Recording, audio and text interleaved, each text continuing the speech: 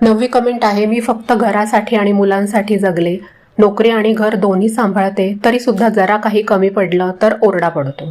तर तुमच्या भावना मला अगदी स्पष्ट समजल्या. इतकी वर्ष तुम्ही नोकरी आणि घर दोन्ही जबाबदाऱ्या एक हाती सांभाळल्या, त्यामुळे तुम्हाला शक्ती म्हणावं लागेल. पण आता तुमचा थकलेला चेहरा कुणाला दिसत नाहीये, कारण तुम्ही स्वतः कधी थांबा किंवा मला सुद्धा मदत हवी आहे असं कदाचित म्हणारच नसाल. ह्यापुढे स्वतःला दोषी मानणं थांबवा. थोडं कमी पडलं म्हणून घरातून ओरडा ऐकून घेणं सोडा. आता वेळ आली आहे तुमच्या गरजांवर लक्ष देण्याची. सगळ्यात महत्त्वाचा उपाय आहे कुटुंबासोबत संवाद. एक दिवस शांतपणे सगळ्यांना एकत्र बसवा. तुम्ही किती काम करता ह्याचा पाढा वाचू नका. त्याच्याऐवजी फक्त तुमची शारीरिक आणि मानसिक ओढाताण स्पष्टपणे मांडा. म्हणा की मी थकले आहे आणि आता मला कुटुंबातल्या प्रत्येकाच्या मदतीची गरज आहे. घर हे फक्त आईचं काम नाही, ते आपल्या सगळ्यांचं आहे. ते आपापल्या क्षमतेनुसार कामाची जबाबदारी घ्यायला तयार आहेत का हे विचारा. त्यांना मदत मागा, ऑर्डर सोडू नका.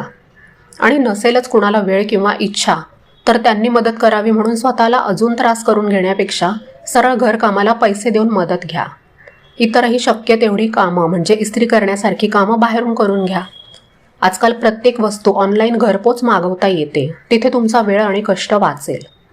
काही यंत्र तुमच्या कामाचा भार हलका करू शकत असतील, जसं की washing machine, automatic vacuum cleaner, तर ती घरात आणा.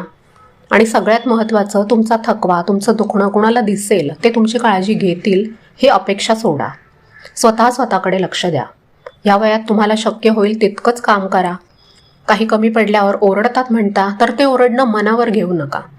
तुम्हाला माहिती आहे तुम्ही तुमच्या बाजूने 100% दिलंय आणि अजूनही देताय. मग घरातल्या किंवा बाहेरच्या कुणाच्याही सर्टिफिकेटची तुम्हाला गरज नाहीये. बायका जितकं करत राहतात ना, तितक्या इतरांच्या अपेक्षा वाढत जातात, हे खरं आहे.